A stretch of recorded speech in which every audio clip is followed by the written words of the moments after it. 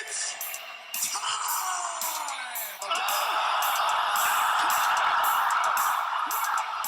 I'm a champion now. If you thought I was a pain in the ass before, you got no idea what you're in store for. Who the fuck is that guy?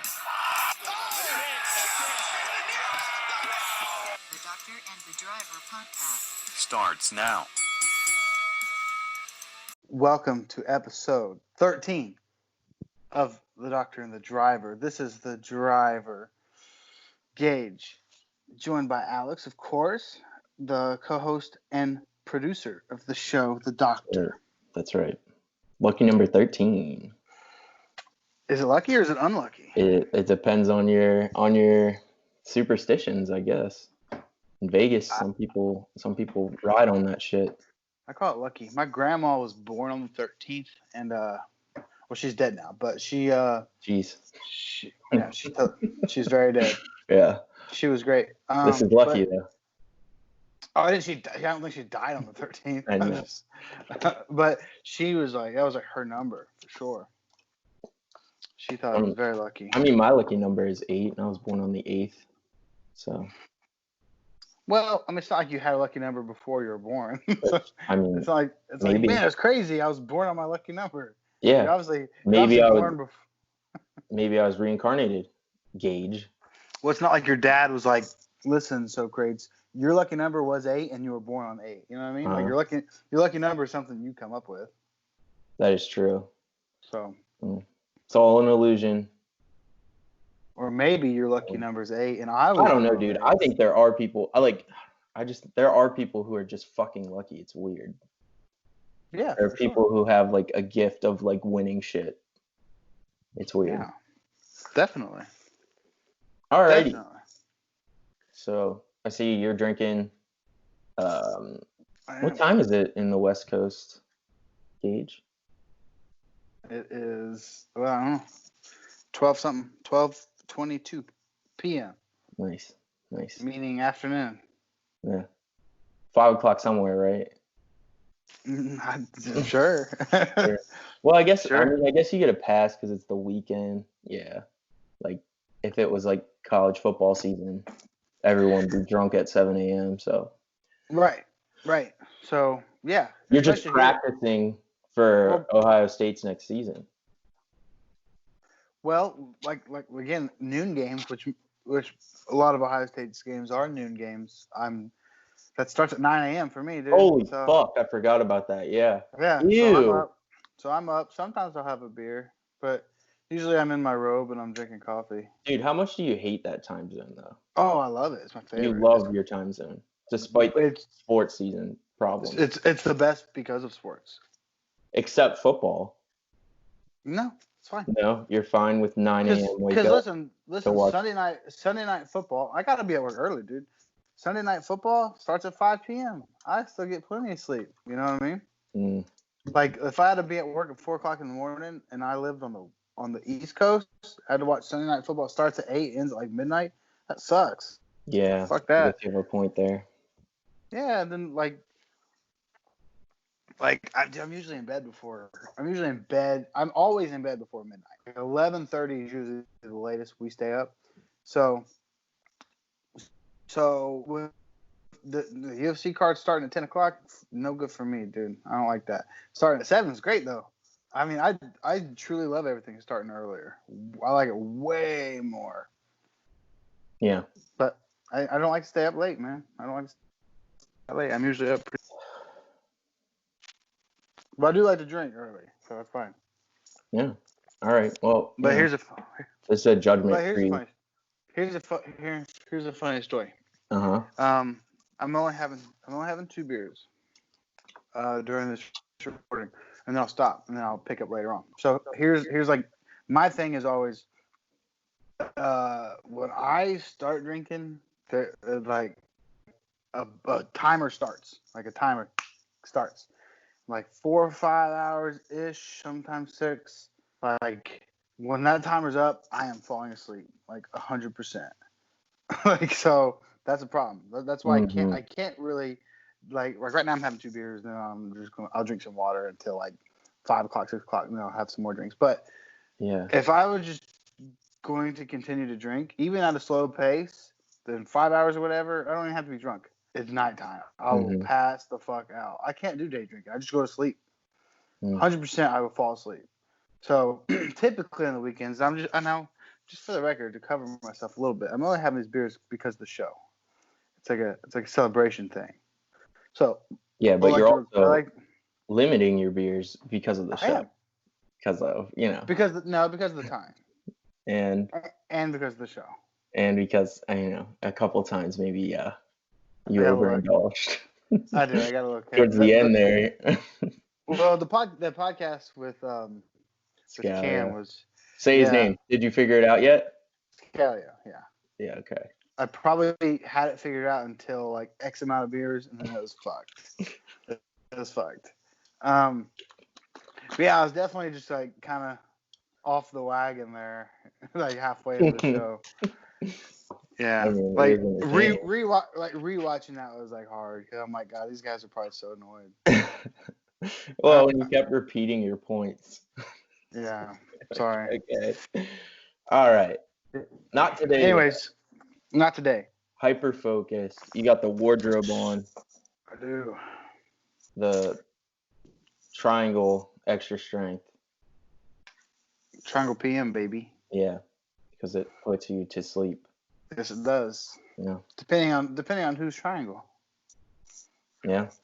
Some are better than others. That's very true. What's your favorite shape, Alex? That's such an easy question, dude. Easiest question of all time. It's my favorite shape. I mean, the triangle. What do you mean? Yeah, it's not even a hard question. Sides. No. Yeah, it looks appealing. Yeah. I was thinking of that. Like, it's got it going on.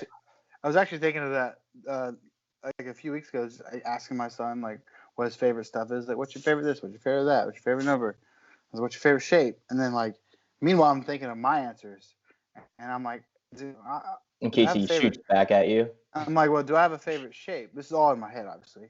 I'm like, duh, the triangle. That's an easy question. Duh. Any jiu-jitsu practitioner would have to have that same answer, I would imagine. Yeah, we'll have to start asking people. Start asking a jiu-jitsu what his favorite shape is. Yeah. Like, has to be the triangle. That's me. Anyway, so this is episode 13, and we are officially 1 week, 7 days away from UFC 249, Jacksonville, Florida, headlined by Tony Ferguson and Justin Gaethje for the interim lightweight UFC title. So for this show, other than talk about favorite shapes and colors and drinking and the time, which is okay to drink according to Alex. Wait, when do you start drinking? Okay. I don't know. I haven't typically. I'm not you don't drink that much, do you? No, I drink at bars. I'm not an at-home drinker yet. Like I like to go to a bar and drink. Because you're not a parent. Yeah, I guess that's what it is. Like I'm not sit by the TV. I want to start doing like nightcaps. I think I would enjoy that. Like after work, like drinking a like stiff whiskey, but I want like high brand shit. I don't have the income for that yet. So like once I have, a steady paycheck. Sell your computer. No, I fucking need the computer. Without this computer, the wheels would break, dude. To this, there would be no podcast. Get an Asus, dude. Get an Asus. Yeah. No. I am. My next investment is going to be the new Xbox for sure. Hell yeah. Then we can play games together. I will say, oh my god, I just lost my train of thought completely. Oh yeah, so the drinking thing can be a problem. So this is where I can fully admit to myself, mainly to myself, I have a hard time not having a couple of drinks every day, which is probably not a big deal, right? No, it's normal. I assure you. 2 drinks a day is normal for male. I understand, but the problem is I feel like I feel like I have to that's not good, right? But it's not a good but here's the thing. But here's the thing. It's literally probably 2 drinks, maybe 3, from like 7 o'clock at night to like 10 o'clock at night before I go to bed. That's it. Now, what I'm are not these drinks? Because that matters a, too. a beer, a beer. It's a beer, whiskey and yeah. Coke. You're fine. Wait. I'm not at all fucked up. I'm not at all fucked up. But so it's not like alcoholism. You know what I mean? Like I'm not getting fucked up, and I obviously go all day and most of the night without it. But it's like it'd be like hard for me to be like, no, I'm good. Like I feel like I'm like, well, I have to have one. Like the other day, so here's the plan. So the plan is from the future, starting on Sunday night, starting tomorrow night, Alex. You're gonna see a whole new me, dude. Here's the thing. I'm going to start forcing myself. No alcoholic beverages at all. Sunday through Thursday. Friday night, Saturday night, I'm good to go. Yeah, see, the other thing is, like, I might not drink every day, but when I do, I binge drink. So whenever they do the, like, calculations of, like, your alcohol intake, like, yeah, I don't, like, yeah, but, like, on Fridays and Saturdays, I'm having, like, 8 to 10, no matter, like, those 2 days. Like, see, I'm not, I catch up. It's not like our alcohol, it's probably the same. I just do it in one short shot. You're a sprinter. Yeah. And then, but I definitely could see myself as I get older to start doing the like nightcap. I think I'd enjoy that. Yeah, I enjoy it for sure. It's a problem. It's not a problem. But the problem is, here's the problem with me. It's a gift and a curse. Like, I'm either all in on something or I'm like all out. Like I have no like mediocre hobbies. Like I don't dabble with anything. Oh yeah. I mean? You're fully committed to what your interests are. Exactly, yeah. So it's a good thing, like for the good things, and it's a bad thing for the bad things. And I'm a cold turkey guy. Like I have to, like if I can't.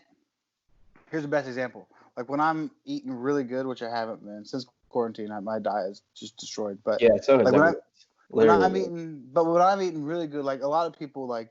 Let's say you get a piece of pizza offered, like at work, like a free pizza. You know, we got pizza in the lunchroom. Yeah, you're able to say no. If I do say yes, and that breaks my diet, in my head, I'm like already cheated for the day, off the wagon the rest of the day. Yeah. Go crazy. Stop at the store on the way home, get like the ice cream cup or the honey bun or this or that and 2 sodas, and I go home. I'm like, honey, I don't know what you were cooking for dinner. We're not having it. We're eating out. And it's gonna be something really this is already a cheat day, so it's gonna be a cheat day. Correct. Yeah. Correct. I'm in the same way. So I have to like when I'm on my diet, like I have to be so strict, and people don't get it. Like I'm like, no, I'm kind of on a diet. Like if we have sometimes. Oh yeah, and they're like, oh come on, you can't have one. It's like no. I'm like, no, like, I literally cannot break. Because then I will go crazy. After that, I'm the same way. Yeah, I'll be sneaking off to the store trying to get donuts and shit. Like, you know what I mean? So like we have safety meetings at work every now and then, and usually someone brings donuts. Like one of the boss man will bring donuts, and if I try my best to say nope. Now in a perfect world, it's a free donut. I would in my ideal world, I would say sure, I'd love a donut, and then I'll stay on my diet the rest of the day. It was just a donut. Thank you, sir. I'll still exercise. I'll still eat my clean dinner. I'll still go to sleep. No big deal, right? But that's not the case for me. I have to say no for all that to happen. If I say yes and eat that donut, I'm getting 2 donuts. The wheels are off. They're off, dude. I'm eating a whole hot and ready pizza for dinner for sure that night. I'm not exercising that day, no chance. So it's a good thing when I am on though, because when I'm on, like when my wife was deployed, like I got like shredded. Like when I'm on, because I had 1 cheat day a week. That was it. And I said no to everything. I was fasting. I was like nothing. I got shredded in like 6 months because I was on. I could not break. I had the same dinner. I'm eating the same thing every night, which sucked. But when I'm off, dude, I am off. Like I'm either actively like getting in really good shape or like pretty fast paced, like gaining weight, getting out. Mm-hmm. So like, yeah, I've probably gained 10 or 15 pounds since the quarantine. Dude, I think a lot of people have. It's not like everyone. You have nothing to do. You're fucking bored. So like you sit and watch Netflix. You're like, well, I might as well eat something. Might as well have some beers. Yeah. Might as well drink a little bit. Yep. But listen, mark my word, we are going to get into this card. Yeah. Mark my words. You're going to see me next Saturday after the fights. I will be drinking on Saturday night. Fuck yeah. Yeah, for sure. And eating. But Yeah. It's all a treat. next week, dude, no drinks for me. No drinks, strict diet, starting All right. tomorrow. Well, we'll weigh in on see how you're doing with that next week. Yeah. So just for the record, this is about 4 or 5 weeks in a row I've said this, and it's not happened. This week's happening. This is here's how it always starts. It always starts. Sunday is my day, and then when Sunday hits, I'm like a little hungover from Saturday. Yeah. I'm like, why not start on a Monday, right? Yeah. Monday makes more sense. So yeah. So see, I already fucked up. Now I'm changing it. Monday I'm starting. I'm gonna go off the wagon again tomorrow. See? Okay. But then Monday happens, and then I'll go. Well, I'll just stop and get a breakfast sandwich or something. Yeah. See, Monday. And then you have no excuse if you already pushed a Monday. I know. So all right, starting Monday, I'm getting shredded, dude. All right. Anyways, no one's like, all right, Tuesday's the day. Like, I do it all the time. Yeah. Well. Tuesday was the day I didn't drink at all. I was like, yep, Tuesday, this is my day. I didn't drink at all on Tuesday, and then Wednesday came around. I'm like, well, it's almost fucking Friday. Might as well. So then it's been whatever. It is what it is. Yeah. As long as you admit to yourself, you know what I mean. Yeah. So, tangent. Hey, if you know you're drinking game, mate, fuck it.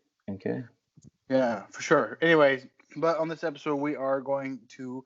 This is the most fun episode. I've been really excited for this episode because we are going to give a little backstory. We're going to give our predictions. We're going to do them in alternating order. So, like, Alex will start first. We're going to announce the card, the weight, and even the betting odds, which is Alex's idea, which is a great idea. That's because I'm sure, like, I don't know, I'm a gambler. For sure. It makes it more fun. I recommend. So we'll explain it if you're not used to game. It's kind of like a different world if you've never done it. But like personally, I love it. Makes it more exciting to watch. And if you win money, it's great. If you lose, that kind of sucks. But you know what? If you're smart and you can make some money, even breaking even makes it fun. So. Oh yeah. But yeah, so we have the odds on there. Our odds are from FanDuel. So every site's a little different on the odds, but like FanDuel's is a major one right now. So that's whose odds were, and they will change, guaranteed. They'll change an hour before the fight starts. So I bet on Bovada. You bet on what do you? Like, I bet on a legal platform. Yeah, tax. Bet DSI or something or what? What? Like bet DSI? What do you use? No, I bet on FanDuel. Okay, so in Pennsylvania. Oh, FanDuel. I know what FanDuel is. Yeah, so Pennsylvania, New Jersey, Indiana, West Virginia now. All have legalized sports betting because their states aren't retarded and realize that everyone does it. So now it's like it was huge for New Jersey because like man, New Jersey like all it was like the mafia. Like if you've seen The Sopranos, like that's how they make their money with the betting odds. New Jersey kind of screwed them. They made it legal, taxable. So like FanDuel, Fantasy Kings. DraftKings, yeah. DraftKings. There's like one other big one. I used to bet on FanDuel with football. Yeah. So there's a bunch of sites. So like it's all legal now and it's taxed. So like all the odds are like, I mean, legit. So, and your money's guaranteed because I mean these are huge billion-dollar companies now. So. It makes me feel better about betting because I know like I'm not going to get fucked over or like your legs are broken. I've used Bovada for a long time. I've never not gotten my payout. You know what I mean? Yeah. I think you never know. It's not guaranteed though. I'm pretty sure Bovada is the largest betting thing. You might want to look that up. I think it's the biggest in the world. Yeah, it's technically illegal what you're doing. I don't think so. Yeah, it is. I think my wife told me that, and we looked it up, and it's definitely not. All right. I mean, you could. I'm not saying for sure. I'm pretty sure we looked it up because she had those questions for sure. And I think I had questions when Travis first. Travis is the one who got me into betting. I was like, is that legal? I'm pretty sure he walked me through it. I know that Bovada is not a U.S. company. They go through the Cayman Islands because it's not legal in the U.S. You're right. But if you're using their platform, I don't see how it's different. Yeah, it's not like they're coming after you. But technically, if you don't state your winnings on your taxes, that's illegal. All right, we'll stop talking now. All right, so, of course I do that. Let's move on. Yeah. All right. So yeah, we're gonna talk about the betting odds, and we're gonna alternate our predictions. Alex first, me first. Alex first, me first. Each fight. and we're going to say who wins and how, and we'll say what round for fun, but mainly who wins and how. Well, really, who wins is what counts, but we'll have Yeah, fun. who counts as who wins. We're gonna tally those up. Let's see how good we are. Yeah, And then yeah. So we are going to keep track, and we're not going to keep track of he got the round and the finish right. We're just going to say that doesn't. Yeah, but we because are that going to put doesn't that in. fucking matter. No, it doesn't. But we are going to put it in there for fun. Yeah. All right. So we'll start off with the first. We'll start off in order. Thank you. In order of the fight. I guess you call it chronological order. First fight, early prelims. At light heavyweight, we have Ryan Spann versus Sam Alvey. Spann is a minus 350 favorite.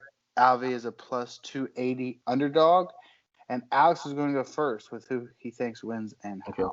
So just to explain the betting numbers quick in case people don't know. So a negative number, so Ryan Spann is minus 350. That means you have to bet $100. You have to bet $350 to win $100.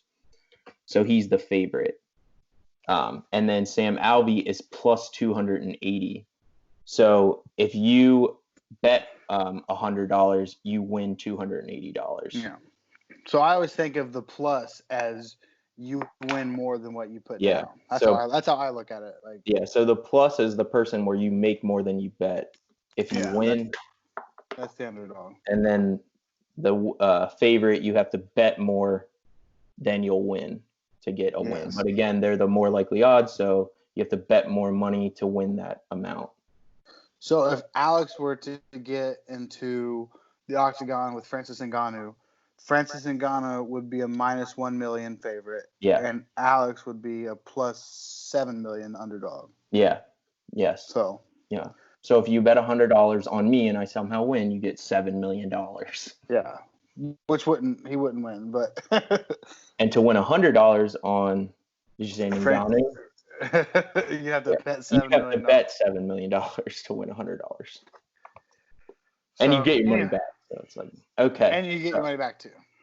So these guys are at 205. So Ryan Spann is who obviously I'm going to go with. This is one of the biggest favorites. The reason being, he's on a pretty solid fight win streak. Yeah. 4, 5, 6, 7. So he's on a 7-fight win streak. Has been just, a tear. No really, I wouldn't say any impressive wins. That's why he's like just on the bottom of this card. Well, he's only been he's only had 3 fights in the UFC. Yeah. So 3 fights in the UFC, no big names. His wins have been impressive. Well, Nogueira is a pretty good name. Nogueira is a decent name. So yeah, he KO'd Nogueira. Who KO'd Sam Alvey. Yeah. Then so Sam Alvey, who he's fighting, he's on a 3-fight loss streak right now. So he's lost 3 in a row. And he got knocked out by Nogueira. Who Ryan Spann knocked out. Yeah. And Jimmy Crute, and then his last loss, he got a unanimous decision that he lost to Kidson Abreu. Yeah, I'm not familiar with that. Yeah. He doesn't even have a Wikipedia, so that's not a good sign. Not a good sign.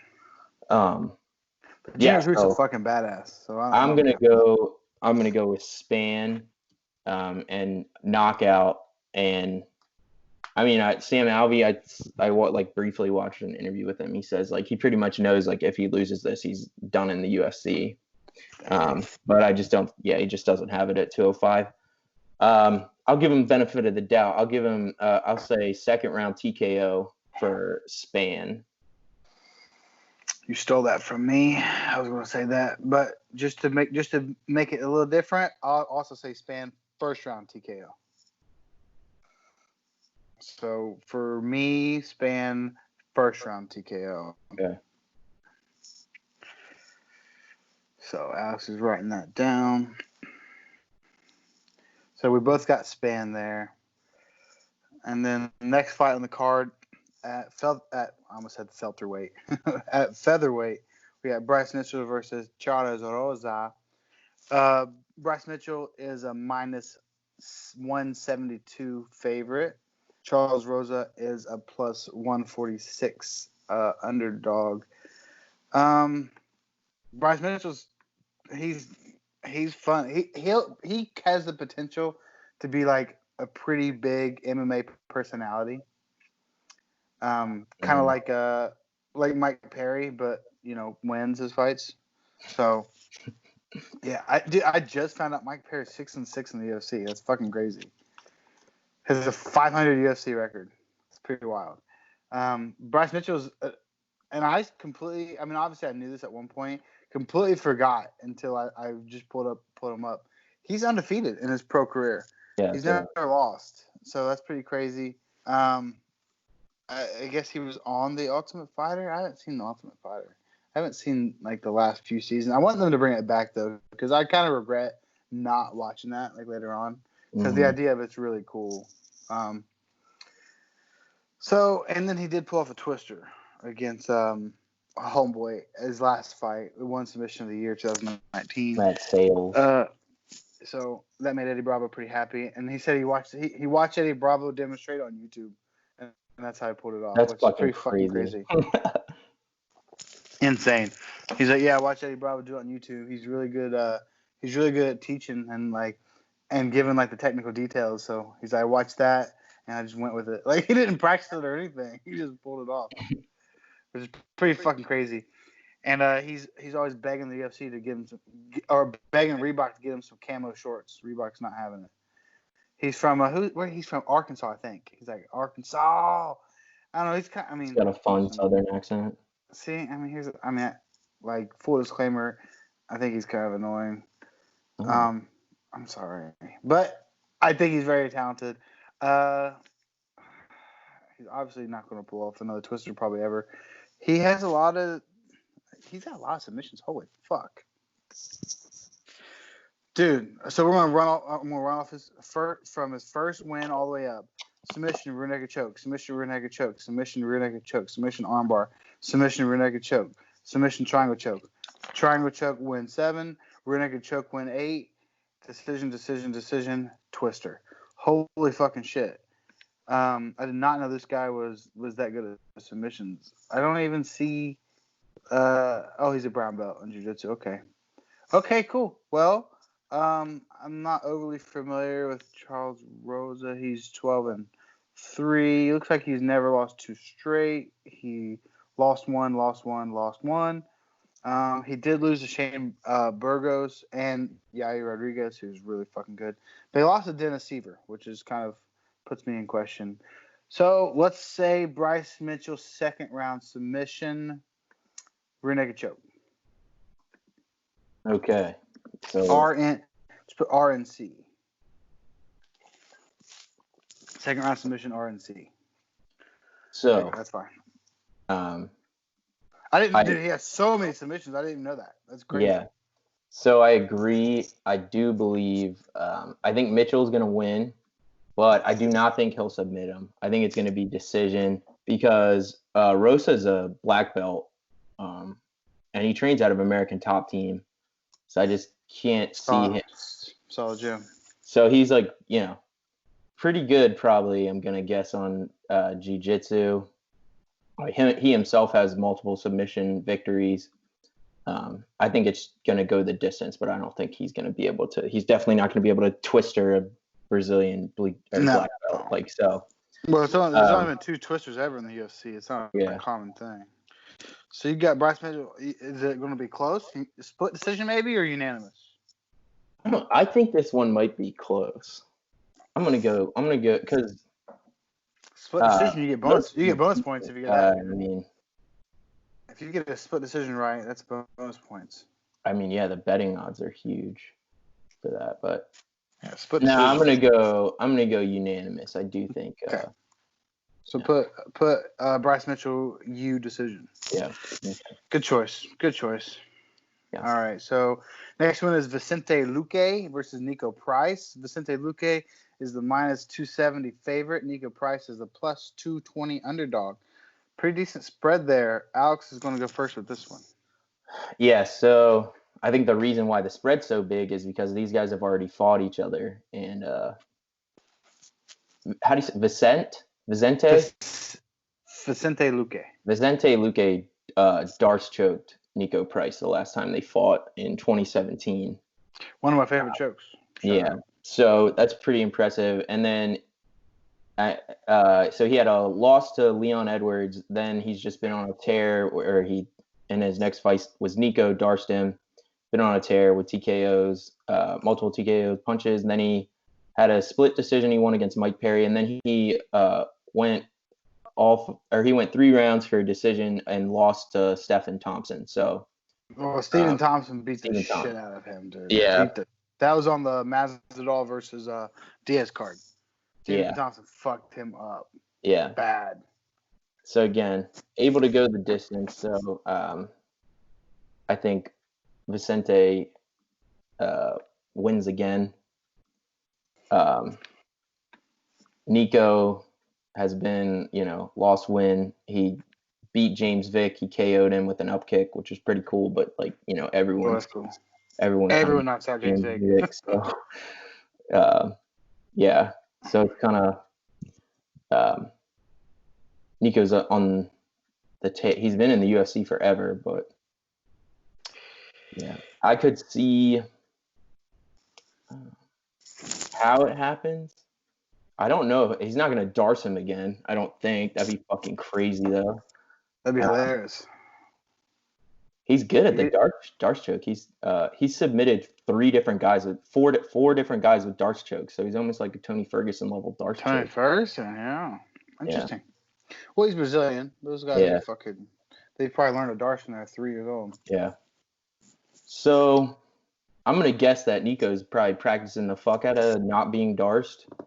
So I'm gonna say I think he TKOs him in the 3rd round.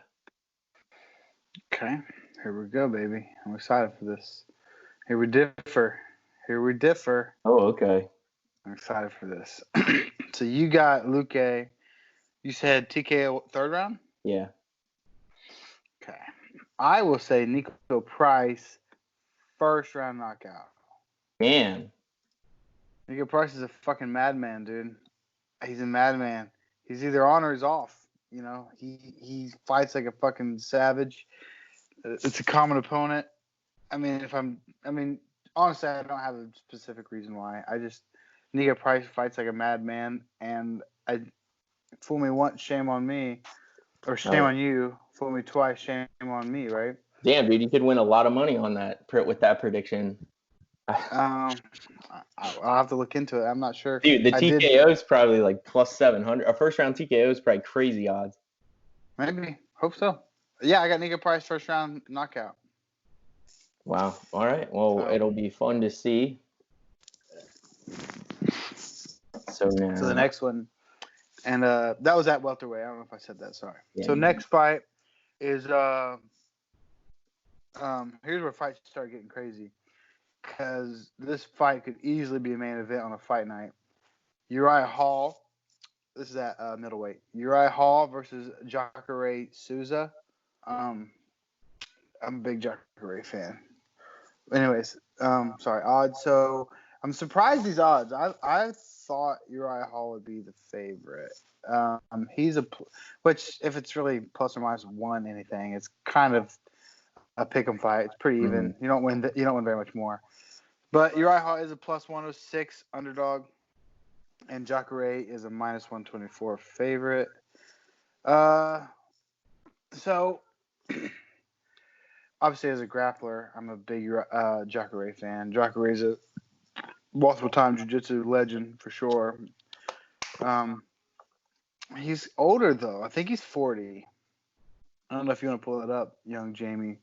I think Jacare is 40, and Uriah Hall is he is 40. Probably mid-30s, 35 maybe. Uriah Hall was a guy who came in, I think from the Ultimate Fighter. Big name. Alex, I'm gonna need your young Jamie skills to be on point here. He had a huge name behind him. I think he was in the Ultimate Fighter, but I think he lost to Kelvin Gastelum in the Ultimate Fighter. I don't know if you want to look that up. He lost in a split decision to Gastelum. Okay. Team Jones versus Team Sonnen finale in 2013. Okay. But he had such a big hype behind his name.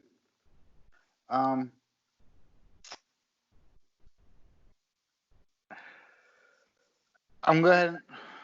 I'm going to pick Jacare by second round submission, Kimura. Okay. So the funny story I heard just this week when they were talking about this fight, or talking about specifically Uriah Hall on the Believing Me podcast with Louis J. Gomez and Michael Bisping. Michael Bisping has a training story with Uriah Hall, and they were training partners at one point in time, and he was discussing how like it can be a little awkward when you train with other up and coming guys like in your same weight class, like because you know you might have to fight them at one point. But he said you do want the best training partners. So at one point he trained with Uriah Hall, and he said they were doing a drill, a common drill, where you take turns. I think he said, I forget how many minutes it was, like 3 minutes or something. One guy starts on his back in closed guard, and then you have to get back up to your feet. And if you get back up to your feet, you reset, and then you start back on bottom again until the time's up. Michael Bisping was very well known for getting back to his feet from his back. He said he went first on his back, and he got up multiple times. And Uriah Hall is very much a striker. He's definitely not a grappler for sure. That's definitely his weak suit. And Bisping got to his feet several times. Whatever, it's a drill, right? And then timer went off. They switched roles, and he said Uriah Hall just could not get up. Bisping could just hold him down, hold him down, hold him down. And he said right before the bell got up, Uriah Hall got up, and then just started fucking landing shots. Just started hitting him in the face, like while Bisping was sitting there on his knees. He landed like 3 good shots right before the bell rang. And Bisping was like, "What the fuck are you doing, dude? This is not part of the drill." And he's like, "Well, I got back up. I thought it's just fight now." And he's like, and Bisping's like, "I tell you what it is. You're a horrible fucking training partner. Get out of here. Like, this is not part of the drill." Yeah. So a little bit of ego going on there. A little bit of ego for Uriah Hall. You know, I guess doesn't like, losing or whatever. Those are Bisping's words. It is what it is. Yeah, we all know how you feel about him. We don't have to go into that. I've been known. People have called me a Bisping fan before. I don't know where to get that from, but yeah, I don't know. Anyways, so Uriah Hall definitely struggles in the grappling department, and Jacare is a fucking solid grappler, and not just jiu-jitsu. He has really good takedowns. So I think he's going to take Uriah Hall down and expose his weakness. And Jacare is fucking as good at submissions as almost anybody. So yeah, that's how I see it. Even though Uriah Hall has changed camps and he's looked pretty good recently, I just think he has a problem with takedowns and going to the ground, and Jacare has good takedowns, and he is someone you do not want to be on top of you on the ground. I think he's going to expose that. So I got Jacare, second round Kimura. Mm-hmm. So I think why these odds are interesting. So Jacare, his last fight was at light heavyweight, and he lost with Jan. Yeah, with Jan. I ranted about it forever. Yeah, you ranted about it? I ranted about it. That's why I fucking couldn't stand Jan beating Corey Anderson. I was like, Jan sucks. Remember how I went on this crazy rant? Because Jacare went up in weight and it fucking hung with him, and it was boring as fuck. I was like, if he can't put out a middleweight, how's he gonna beat John Jones? But that was just my rant. But go ahead. Yeah, but it is weird for him. I don't know why he went up and then now back down at 40.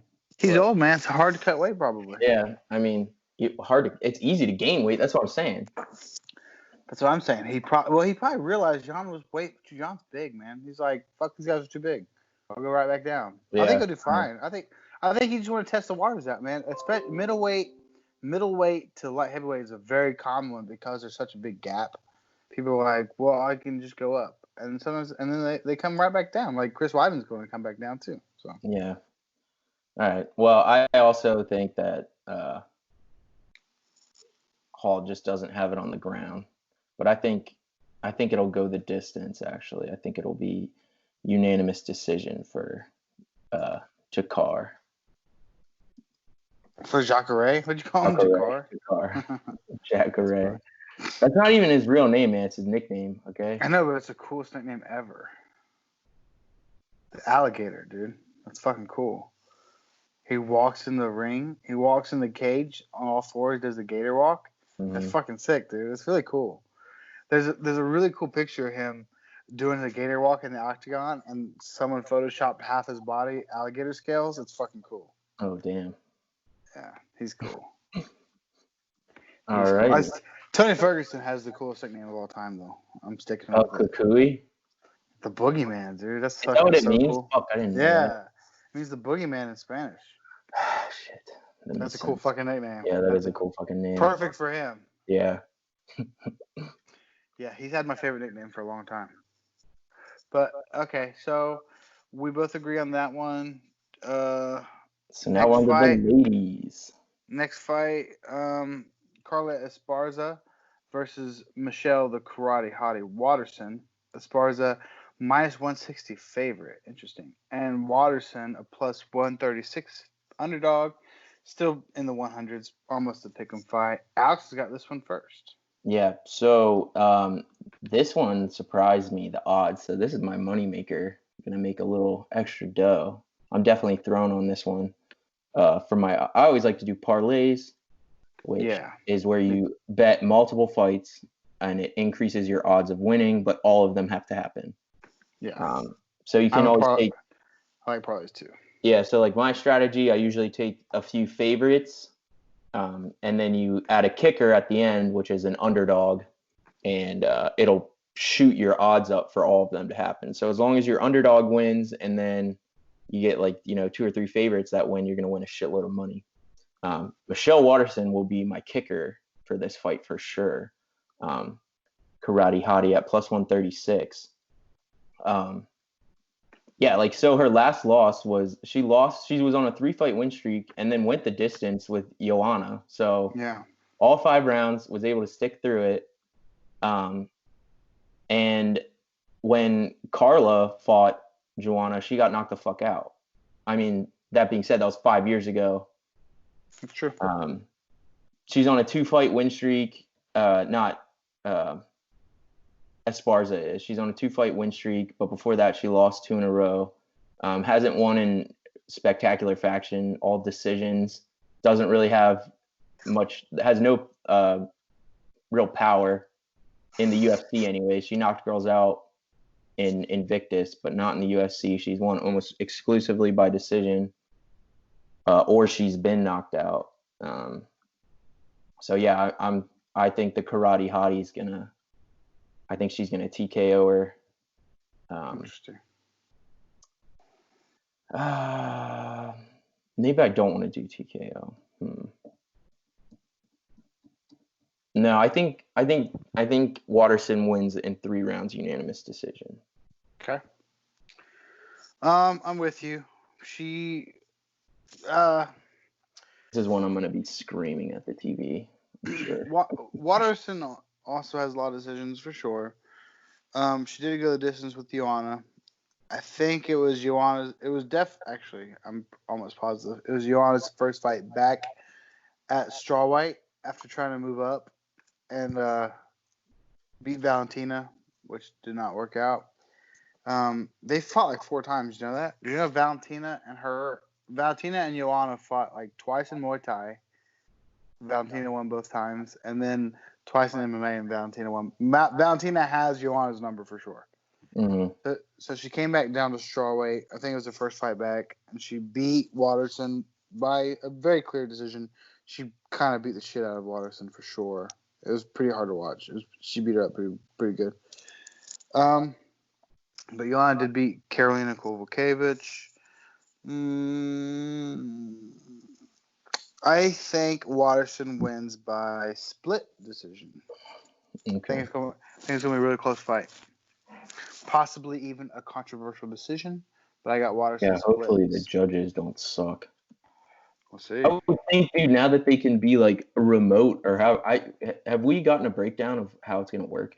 I'm gonna assume, yeah, that hasn't come out, so I assume it's gonna be like submission underground. Maybe. Well, there's no judge. Well, there's no judge in submission underground. There's just a ref. You know, it's either. How do they do the time for like quicker to? They have. They have a timer. One timekeeper. That's it. And the ref. Yeah, that's it. Were So the it's a little judges different. there in Brazil? Yes. Okay. Yeah. I don't know what they'll be, but either way, I hope if they're like remote, they should be able to get like the fucking best judges. Like, I hope they're fucking paying attention. yeah. Hopefully they're not texting. Probably pretty easy. They're probably sitting having beers like I am sitting here. Yeah. I All feel like right. I feel like I'm the best. I feel like I'm the best ref after I'm a few beers in, which is obviously not true. But you're really passionate then. You're like, come on, he won for sure. Yeah. So anyway, so I got split decision. You got unanimous decision. Both picking Watterson, the underdog. Yeah. Next fight, a heavyweight. I believe this is the first fight on the main. No, it's not. No. No, it's not. No, it's not. Dude, Because we still got Stroni. All right, so we got. No, I forgot. So we got. I think you say it, Alexei Olnik.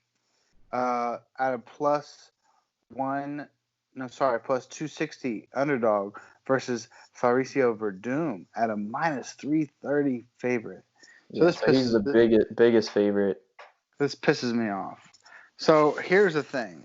So Olnik has, I don't know if you want to pull it up, Alex, has like 7,000 submission wins out of 7,003 fights. Yeah, he has 58 wins, 13 losses, 46 wins by submission. Yeah, so he has a bajillion fights. Crazy. He has a bajillion fights and a lot of submissions, which is awesome. But he's old, and he's fighting Fabricio Verdum, first fight back in a long time. And Verdum is a super high-level grappler. So it's an easy pick for me. I say Olnik has to win by submission, and ain't no fucking way he's submitting Verdum. So I say Verdum by fucking second round TKO. Damn it. Okay. He's not submitting Verdum. No way. That's the only way he has a chance to win. So I think Verdum's going to win this pretty easily. Yeah, I agree. I think completely. I almost said first round, but I'll give Olnik a little bit of credit. First rounds are so. I mean, it's rare. I don't think Verdum's that good of a striker where he's just gonna come out and fucking smash him. But I will agree with your pick completely. There's no way. I mean, this is the biggest split. So if he does if Oleinik pulls this off, it'd be crazy, and a lot of people will be pissed. But yeah, I think it's gonna be. He's gonna be dominating. There's a reason the Vegas odds are so big. I know. So. Here's the big one. Here we go. The big one. Certainly for me. I mean, it's no secret I'm a big Cowboy Cerrone fan, but I think I've mentioned it before. If you're a UFC fan, you have to be a Cowboy Cerrone fan. I don't know of anyone who just I don't like that guy. You know what I mean? Yeah, no. He's like, he might be the most likable guy in the UFC. He might be. A lot of guys are controversial. Like, oh, I don't really like him. You know what I mean? Like, certainly Conor McGregor. Some people hate him. John Jones. Some people hate him. If you think of all the people in the UFC, Cowboy Cerrone might be the most likable guy. He's such a fan favorite. I love him to death. But anyways, they're fighting at welterweight. Cowboy Cerrone plus 132 underdog versus Anthony Pettis. This is a rematch. Pettis is a minus 156 favorite. Pettis won the first round TKO via body shots, I believe it was, in the first round like 6 years ago. So this is a rematch. Pettis is coming off of a loss to Nate Diaz. Pretty clear-cut unanimous decision. And Cowboy Cerrone obviously has lost 3 straight, but I think I still to this day think the 3 hardest fucking fights anyone in the UFC history has ever had in a row. In a very short time span too. Lost to Tony Ferguson, Justin Gaethje, and then Conor McGregor, all knockout. But the Tony Ferguson was a doctor stoppage, and really it was 1 round to 1. But before that, he was looking really good. I don't know why I'm still talking. Alex, your picks first. So anyway, go ahead. I forgot. So yeah, I am liking. I'm going to go with I'm going Cowboy. I can't I don't want to go against him. I think if he loses, this is it. I think so. I think he might retire But, too. I mean, like you said, he was on a tear, and then he just lined against, the fucking death row of MMA. People forget about the tear, though. It's crazy. Yeah. It's crazy. He was literally looking better than he's ever looked before he fought Tony Ferguson. Mm-hmm. Yeah, But, so I think Cowboy's going to do it. Pettis, to me, I mean, his last loss was a pretty big surprise, wasn't it? When he lost to Carlos Diego Fiera Nogueira. Oh, Neves. No, I fucked that up. I said, I forgot.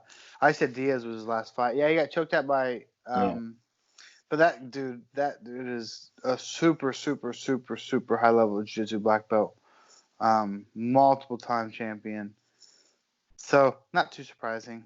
But yeah, I forgot about that fight completely. I thought Diaz was the last fight. So he's lost 2 straight then, huh? Yeah. So they're both guys coming off multiple lost fights. I think Cowboy's gonna do it. I like his odds too, 132. How do I think he's gonna do it though?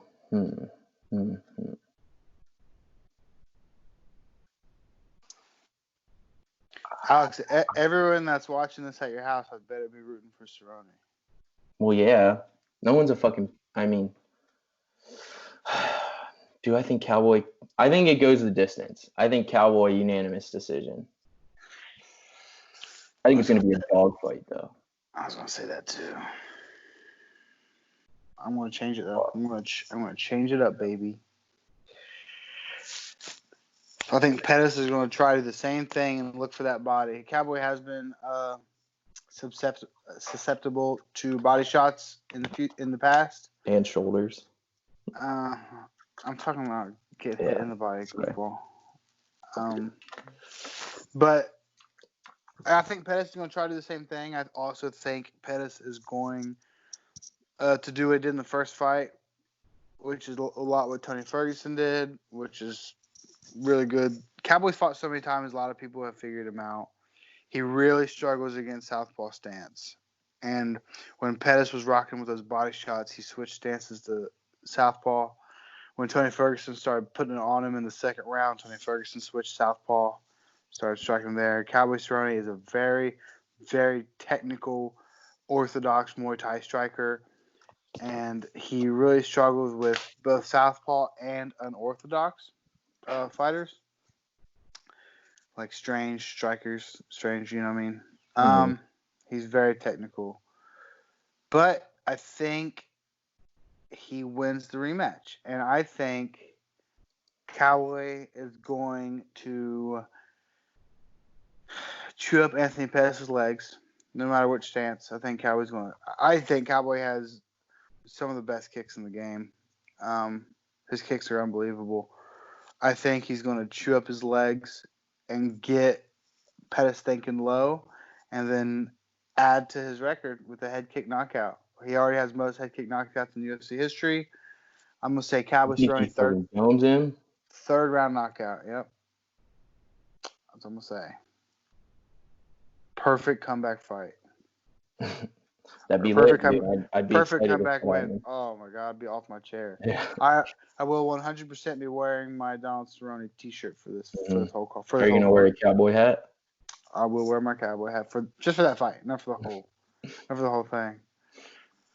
I always wear cowboy hat when I watch Cerrone fight for sure. You gotta channel him. For sure.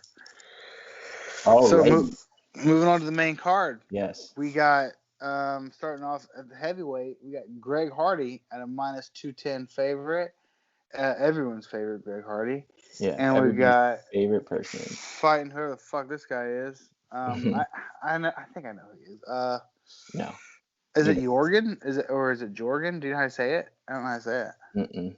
De Castro, whatever. Yeah, is he Cuban? Is he?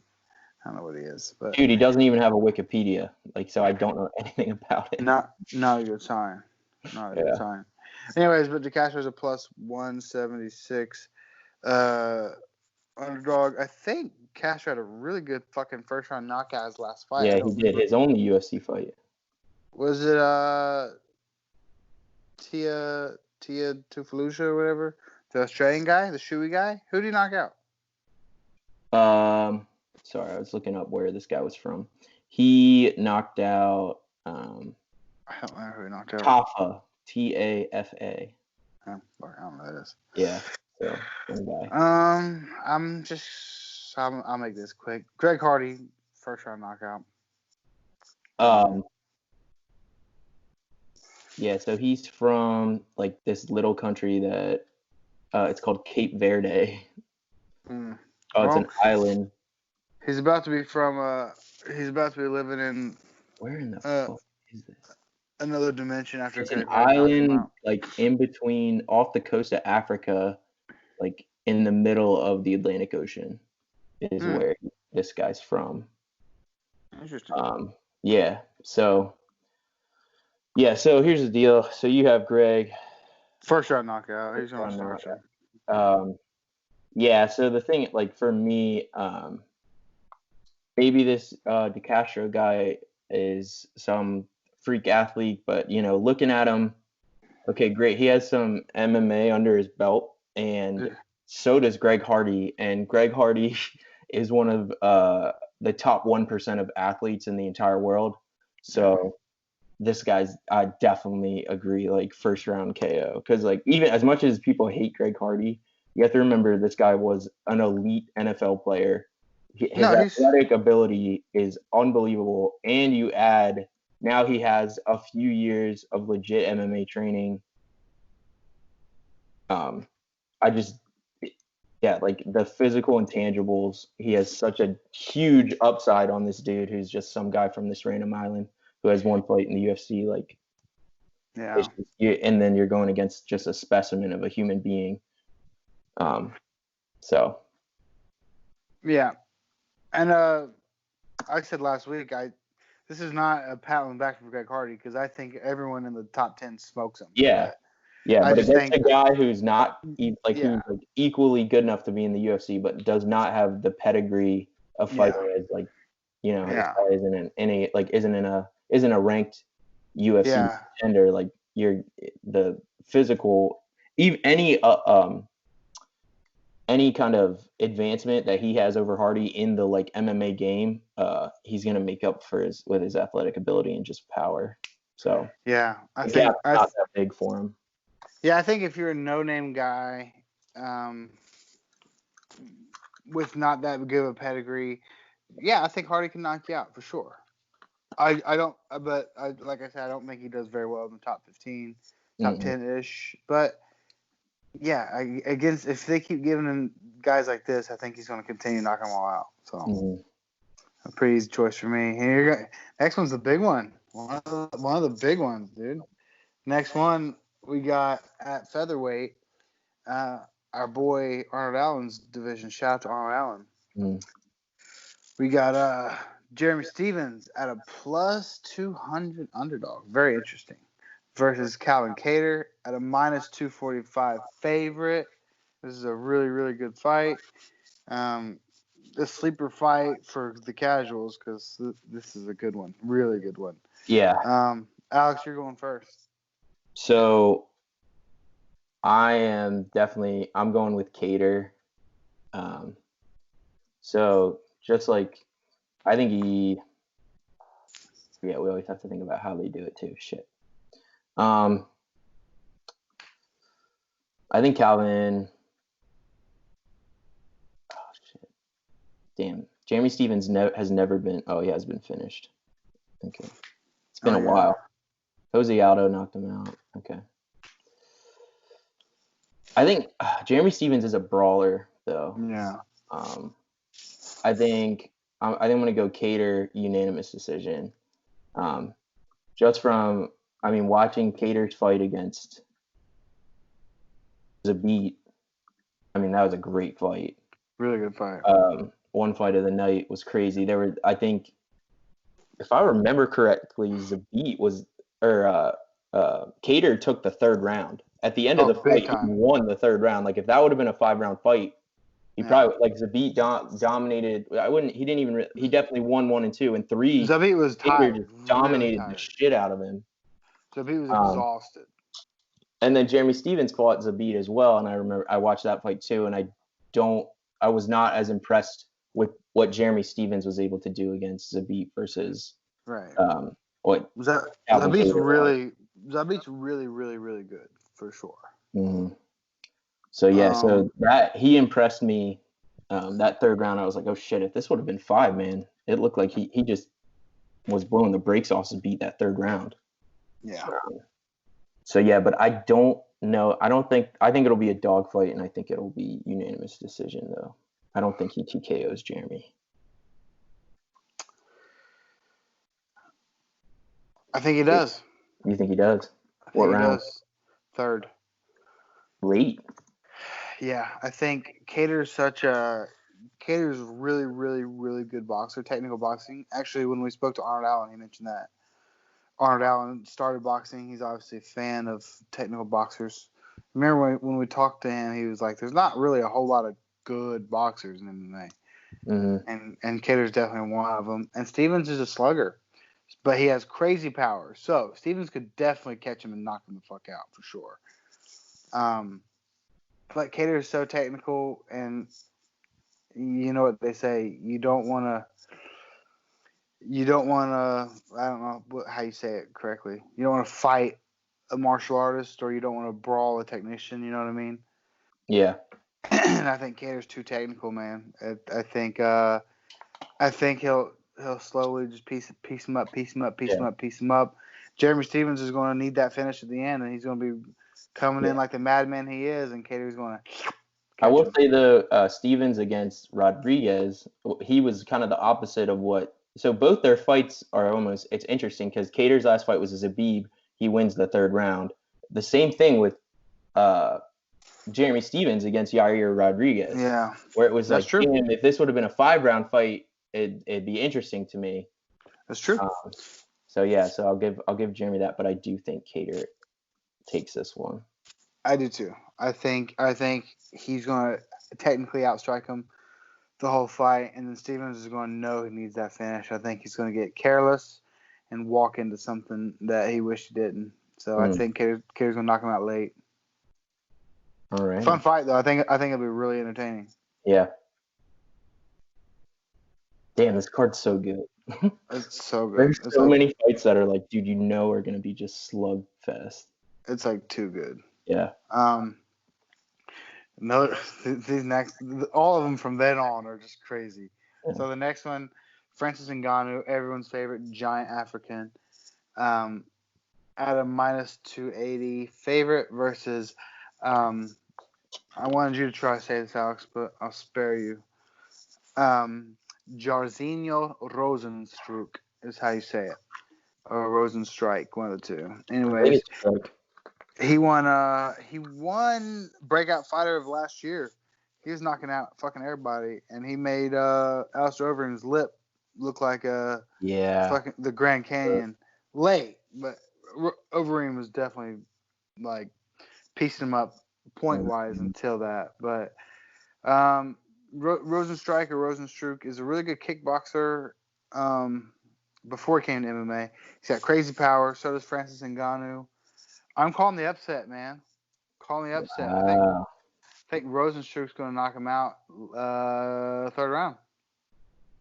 I'm not at all confident in that, just so you know. Ngannou's going to be most of everyone else's KO or TKO? Oh, what's the difference? Just say TKO. Okay. No, say KO. We'll say KO. So he sleeps his ass. I mean, it is technically different. I guess they're technically different, but most of them are TKOs. Rarely someone just goes out, but whatever. So yeah, I'm not confident in that. I think Ngannou is definitely the smarter pick, but why not, man? Breakout Fighter 2019. He's definitely got power, so why not? Yeah. So for me, I watched almost all these guys' fights past couple days. Yeah. So that Overeem, I mean. Rozenstruik, he won on a fucking miracle. For sure. Like, so, the guys he did KO, like before that, so Andre Arlovsky. Arlovsky, I mean, 29 seconds, that's impressive, but I mean, he's an old guy. Kind of just caught him. The Alan Crowder guy, the one before him, is a nobody, man. Like he KO'd him in 9 seconds. It was like gross. Is that the guy who looks like Tom Brady? Like fat Tom Yeah, Brady? kind of like fat. Yeah, like fat Tom Brady. Okay. Awesome. Awesome. So I'm like, yeah, impressive wins, but like, so I went back and watched Ngannou's Derek Lewis, which was the most fucking boring fight ever. Worst fight ever. Dude. Against the two knockout guys of the division. Yeah, everyone was like, what the fuck? So I mean, to be fair, he came off the loss with Stipe, like for the UFC, like definitely mentally it was like being cautious. Dude, and then he just goes on this fucking 3-fight run. TKOs Curtis Blades, 45 seconds. Fucking KOs Cain Velasquez in 26, which I know there's like, did you think his knee blew out? Did you watch that fight, Gage? Oh yeah, definitely. So was it like, I didn't know if it was like because he slipped and blew his knee out or the punch blew his knee out, but like still. No, I think he slipped and blew his knee out and then got starched. Is that what it But is? I think the knee played a factor though. So you put an asterisk on that Cain Velasquez? No, I don't. I think it would have probably went that same way, but I think Velasquez's knee did get. And then up. like I think the most impressive one was his last one with Junior Dos Santos, where he just pieced him up one round and knocked him out in a minute 11. Those are 3 really, really hard fights. So it's very impressive.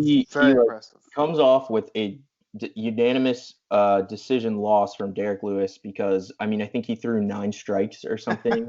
They almost broke the record for least strikes thrown. It was almost as bad as fucking Romero Adesanya. Oh, it's way worse than Romero Adesanya. Yeah, it was. Yeah, it was. Maybe worst fight ever. Yeah, it was pretty bad. Like I think that's my worst fight ever. Was that one? Yeah. Is Ngannou versus Derek Lewis? So bad. So I think Ngannou has obviously shown that he's over that like timidness that he showed against Derek Lewis. Then again, he is going against another guy known for the knockout. And he has a very well decorated kickboxing background. He's not just some guy who came into MMA. He was a really, really, really good heavyweight kickboxer. Yeah. Rosenstrike was. And remember also Ngannou, before he fought Stipe, he KO'd Alistair Overeem in the first round in a minute 42. And it took Rosenstrike all 5 rounds in a fucking miracle to KO him. So maybe the best KO ever. Where he like uppercutted him and Alistair's fucking his head scorpion basically, where he fucking the back of his head touched his spine. That was crazy.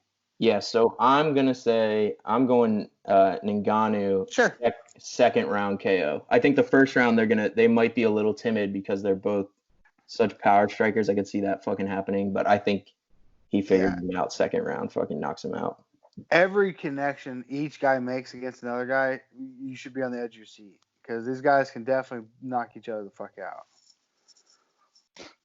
Interesting you're going Rosenstrike though, dude. I know. I'm just having fun with it. I've said I think Ngannou will be the heavyweight champion within 2 or 3 years. So I still think that. But why not, man? Breakout fight of the year. Give him a big one. Give him a big one. So there's where we differ again. So next fight, co-main event, 5-round fight. Championship. At 135, the champion Henry Cejudo at a minus 220 favorite versus the legend. He's been out of the game for I think 3 years. 4 years. 2016. 4 years. Oh my God. Dominic Cruz plus 182 underdog. Alex goes first. Yeah, so I'm a definite believer in ring rust. Dude, Cruz 4 years is so long. So long. And like I understand who Dominic Cruz is and was. And his last loss was to Cody Garbrandt, a unanimous decision in late 2016, went all 5 rounds. Yeah, but Cejudo has been fighting and has been on a tear. He's on a 5-fight win streak. Was the double champ. Yeah, was able to beat Mighty Mouse Johnson, like even though it was a split decision. Controversial. Still. Yeah. Regardless. I mean, gold medal Olympic wrestler. Like, yeah, going against a guy who hasn't been in the ring in 4 years. I'm going heavy for Cejudo. Cejudo might run through him, dude.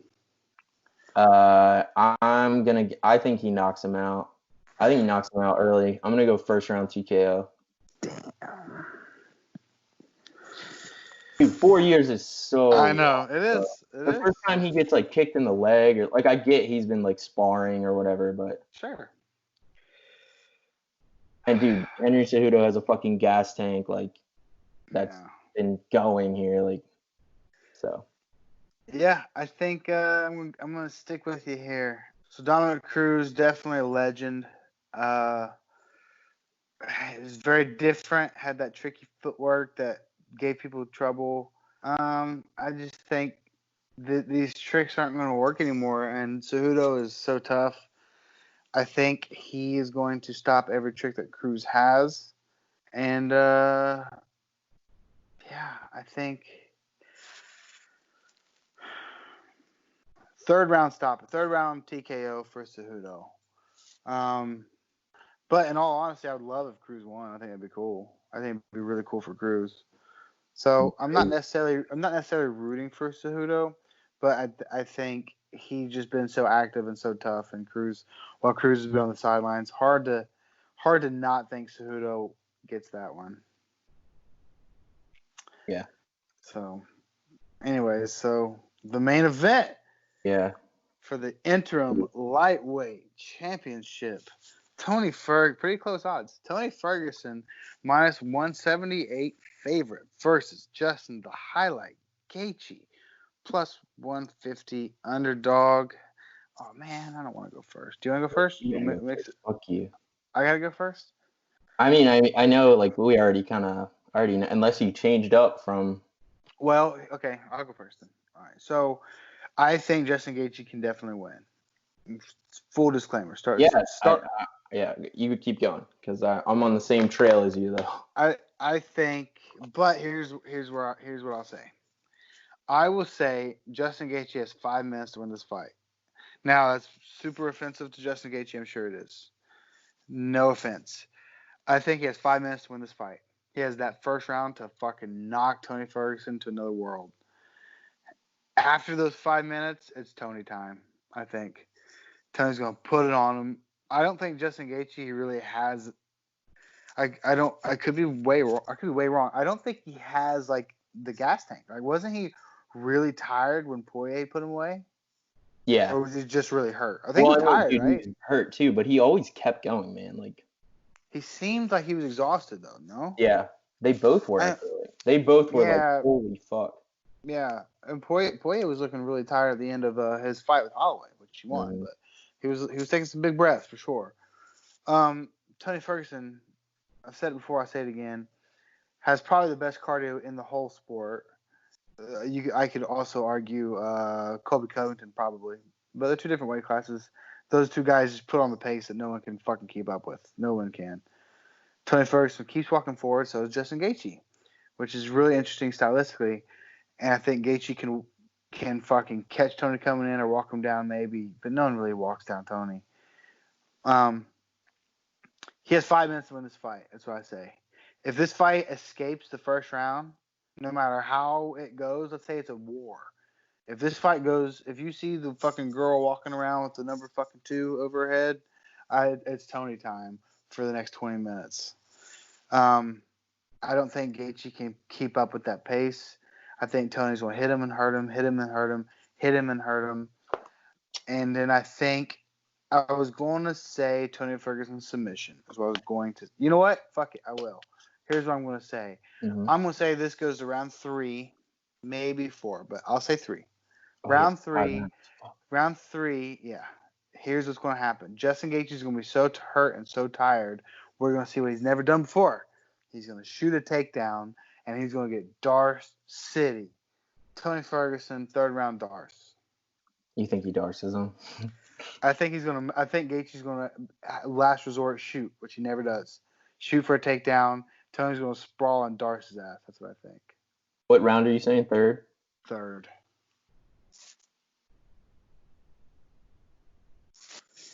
So okay. I think 5 minutes. 5 minutes, Justin Gaethje has to knock him the fuck out. I think if this is round 2, definitely round 3. Like maybe he might knock him out in round 2. I think it's unlikely. If this sees round 3 for sure, Tony time. Justin Gaethje has to put him away via knockout quick if he wants to win this fight, and I don't think he will. So again, I know we talked about this in the past, but this is a fight that Tony has to win for everyone. Yeah. You have to be a Tony fan. I think it will be exciting, dude. So I watched almost all these guys' fights, their previous fights. So what scares the shit out of me, Tony can get hurt. Like, for sure. Like his fight, the one that most concerned me was against that Lando Venata. So that guy took that fight on 2 weeks' notice. His UFC debut against Tony Ferguson, who was ranked like as the number 3 at the time. Dude, and he had Tony hurt. Like, yeah. And like so much so to where like if you look at the 2 times that Tony has been hurt, what he usually why like it almost looks like they're about like many refs could have called it, but he does that roll and goes for the leg. So he always like looks like he's still doing things. He did that with this guy against Lando. He did the same thing against Pettis, and that's how he saves himself is he fucking attacks the leg when he's like rocked. Yeah. Which I think like and you have to respect that. And you have to respect it. Yeah, and if he didn't do that, I think both of those fights could have been stopped. Yeah. With how quick knockouts are being called now, that makes me super nervous. Yeah. Because Justin Gaethje is a fucking can put your lights out, dude, and those guys like I know Tony. I guess how long has their camp been now? How long have they known they're gonna fight each other? Well, Tony doesn't even claim he has camp, to my knowledge. Tony's like, I'm basically always in camp. Like, okay. And Eddie Bravo's mentioned it too. He's like, Eddie Bravo's mentioned. He's like, yeah, he's literally every time he's training, it's like a camp. Like, it makes no difference. Like, he said his obsession is training. Like, that's just what he loves. So I don't think Tony Ferguson can take a fight on a weak notice. I don't think it makes a difference. Yeah. So Tony can be hurt. We've seen him hurt, and like when he does, it's very scary. Yeah. Yeah, he had trouble with Kevin Lee too when they won the interim belt. Kevin Lee took him down multiple times. The other thing I think it'll be interesting is like Gaethje's style is always going forward and just attacking the shit out of the legs. Yeah. So like, I mean, what he did to literally everyone he's ever fought, like watching how he just like destroys their front leg, like everyone. Like it was so interesting to watch. Like, I mean, so his losses were to Poirier, which was an insane fight. But like back and forth rounds, and Poirier gets the TKO, and then Eddie Alvarez, same thing. He just kept going, and then did you rewatch that fight, dude? That knee was fucking crazy. I was watching it while I was waiting to get loaded at work. I only made it to the second round. Oh damn, dude. Well, Eddie Alvarez lands like an insane on the money knee to knock him out. So back to what I think. I think Tony's gonna win because they're both collegiate wrestlers. Tony was a national champion at in community college level, and then but Tony actually takes people down in the octagon.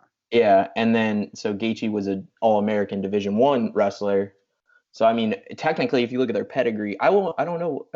That'd be an interesting question for Scalia, what he would think on that. If saying so, like, is a D1 All-American equal level to like a community college national champ? I think the D1 guy. I don't know. I think the D1 guy have a higher pedigree. That's what I meant. Yeah. But I mean, so like Kamaru Usman was a Division II national champion, and he fucking took down Woodley all the time, and Woodley was a D1 stud. Yeah, that's true. So. Yeah, there's a lot of there's a lot of guys that are super talented that just go to small schools. So you can be super good and just choose to go to a small school. Yeah, and it happens a lot where guys like are D1 talent, but like they don't like the coach or whatever. Yeah. Usman can take fucking anyone down. He wasn't D1, so. Yeah, but then so we definitely know Tony has the huge advantage in jiu-jitsu and like submission. Tony's ground game is scary for everybody. Yeah. Scary. But so Justin Gaethje has never been submitted. Not until Saturday. Yeah. I don't know. That's a bold prediction. I just think he's. I think he's gonna be like, fuck. I have to shoot. I'm so tired. Yeah. I'm getting pieced up, and I think Tony's going to go, thank you. I do think Dustin gets tired. Everyone gets tired when they fight Tony. Justin gets tired. Tony makes everyone tired. Yeah. Yeah, I think it's submission too. I don't think he gets a Darce. I think he chokes him. Yeah, I think I'm gonna go with Tony. 4th round rear naked choke. Well, the Darce is a choke, but I see what you're saying. I know, but like it's maybe he does Darce on that. I mean, he has to be working on that. Like, I mean, but then again, everyone does, and he still. Yeah, everyone knows when you're about to get Darced. Just happens, man. Yeah, be just fun. Happens. I've been Darced more times than I care to admit, and I knew it was happening every time it was. Yeah, I think Tony gets the submission, unless he lands something. I mean, he's equally as impressive striker. You think so? I don't think so. I don't. Yeah. Well, I mean, he does. He can I don't think so. shit. Dude, those elbows are fucking vicious, man. I think Tony's a better striker, is what I'm saying. Yeah, but you don't think he has as much power. Yeah, Gaethje. No, not near as much power. Yeah. Tony's Dude, but I think he's gonna slice his face up. I think there's gonna be a bloody war again. Oh, it'll be nasty. Dude, because Gaethje just keeps going forward, dude. He's gonna eat so many elbows. Yeah, for sure. Yeah, especially if I think I agree. The only way that Gaethje wins this is like if he can knock early knockout. Early knockout. Yeah. Yeah, he's not going to have that power late, and I think Tony's going to have him tired. Tony's going to have him real tired. I'm going to look to see if you can like bet on like if they're bleeding or not. Huh? Maybe. I don't know because this would be one. I mean, the odds are probably if you could bet on that would be. Yeah, I don't think this goes the distance. I think Gaethje can sleep him early, and with now if it's 3 rounds, it'd be a different story. But because it's 5 rounds, I don't think Gaethje can hang in there all that time. Tony's going to do something. Tony's either going to knock him out or submit him. Like I don't think Gaethje's going to make it 25 minutes with Tony Ferguson. I don't think so. He's going to be too tired. Something's going to happen. He'll get finished. I think. I'm going to go. 4th round. I'm going to go 4th round. I'm going to go 4th round, and I'm going to do. I think maybe he'll do like one of those R&R. I mean, say it. Eminari rolls. Eminari rolls for the leg lock. Dude, that would make my night. Dude, you'd probably come to completion, wouldn't you? I don't think Tony's ever had a leg lock in the UFC. Yeah, he hasn't. Dude, but I don't think he has. He always goes for that thing. Yeah, he rolls more than anybody. You have to respect. You have to respect it.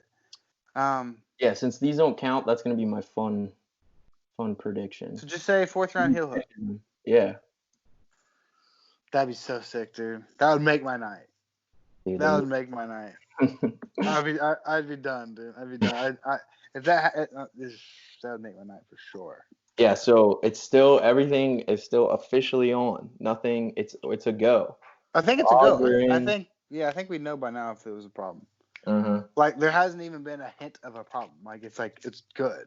Dude. Well, again, like people, it's kind of Florida. It's Florida. They don't give a fuck. They don't give a fuck. So those are our picks. That was fun. That was fun making those picks. Yeah, if anyone wants to, send Gage what they think and see if we're fucking idiots or. Yeah, send us your picks if you want. If you think we're stupid. Hell yeah! So that's UFC 249 picks. You won't see us again until after this fight happens. So maybe we're all fucking way off, and who knows. But next time, I guess we'll see. So next with MMA news, we can talk about these cards on talk about the May 13th card. So 4 days later. Yeah, they're spoiling us, which we deserve. For sure. Because our hearts were ripped out. Up and down of this bullshit. We'll get into like the depth of the cards next Saturday. We'll just go. But we do have. Go ahead. No, you go ahead. Well, we have Anthony Smith versus Glover Teixeira. I'm a big Anthony Smith fan. So I'm excited about that. Then you got Ben Rothwell versus OSP. Alexander Hernandez is back in the mix. He's fought once since Cowboy knocked his fucking brains to mush. One of my favorites, dude. I wish I could find that video again. Someone made the awesome compilation video, like when trash talking goes wrong. Because Alexander Hernandez was talking the maddest shit to Cowboy. It's like, what did Cowboy ever do to you, dude? It was like so mean. He's like, yeah, I look young and healthy. You look worn out. I'm gonna send you back to the saddle. Yada yada. Oh my god, it was so bad. And Cowboy destroyed him, outclassed in every way, knocked his ass out second round. So good, so good. I'll try to find it. I'll send it to you later. And then yeah, whatever. Ray Borg's fighting. He'll probably weigh in at 185 pounds. Even though he's supposed to be fighting at oh, did he go? No, Ray Borg was always a bantamweight, right? He just misses weight. Mm-hmm. Okay. He's supposed to weigh in 135. He'll probably weigh in 160. And he's fighting Ricky Simone, local guy around here. I think he's Oregon guy maybe. Whatever. Anyway, so hopefully Anthony Smith wins. We'll dive into that card later, but the cards have been officially announced. And then we got another card on May 16th. All in Jacksonville. They're just been all in Jacksonville. Yeah. Both these cards are going to be, according to what you got on here, the one on May 13th is going to be on ESPN Plus, which most of them are. The one on May 16th apparently is just going to be on ESPN. That would be really interesting. Mm-hmm. Dude, it's because there's no sports, bro. They're desperate. Like they're gonna be like, all right. I guess, yeah. But so the May 16th one, I'm much more excited for. Alistair Overeem versus Walt Harris. Remember, Walt Harris's daughter was murdered earlier this year. I don't know if you remember that. Yeah, not good. Walt Harris's daughter disappeared for like ever, and then like, yeah, it was sad. And then they found her like remaining body parts or something like weeks later, and they said it was more than likely murder. So that is pretty shitty. He's fighting Alistair Overeem. I hope Walt Harris wins, just, because of that. You know what I mean? Like you have to suffer all that. Your daughter, dying and or being killed, which is obviously way worse. And then to just come back to the sport you love and then lose, that's kind of shitty. You know what I mean? So I'll be pulling for Walt Harris, even though I do like Overeem a lot. And then that co-main is my fight, dude. That's my fight. Claudia Gadelha versus Angela Hill. I'm a big Claudia Gadelha fan. I like her a lot. Maybe my favorite. I've definitely messaged her at some point in time. Huh? She's busy. Well, yeah. Well, listen, I messaged a whole lot of fighters. Like, I've messaged a whole lot of people. Only a few of them have responded, and they've been on the show. So I've definitely messaged Claudia Gadelha and Angela Hill for sure. Angela Hill was just on Rogan's podcast not too long ago at all. It was a really fun podcast. Yeah, well, we're on that. If you can make it on there, you're probably not coming on. Yeah, ignore your DM. Angela Hill's a really, really, really good Muay Thai striker for sure. Her UFC record like pads that a little bit, makes her look like she's not as good as she is. She's a fucking really, really, really good. And Claudia Gadelha, she's got to be my favorite strawweight. I think 3-time jiu-jitsu world champion. I think she has the most takedowns. And Alex, pull us up if you can. I think Claudia Gadelha has the most takedowns in women's MMA history, dude. She's a savage. Unless you hate grappling, then you probably wouldn't like her. But I think she certainly has the most in like the division. But I feel like she has the most ever.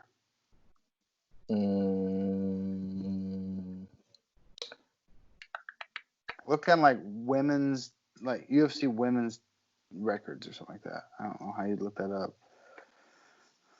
But while you're looking that up, I like both girls a lot for sure. I'm going to go ahead and give a slight prediction if you don't mind, Alex. Sure. I think Angela Hill has very recently started grappling. Claudia Gadelha is like a second-degree black belt. She's been fucking jiu-jitsu for a long time. Really good wrestling, good takedowns, crazy good jiu-jitsu. I think Angela Hill is basically a Muay Thai striker who came into the UFC. I think Claudia Gadelha,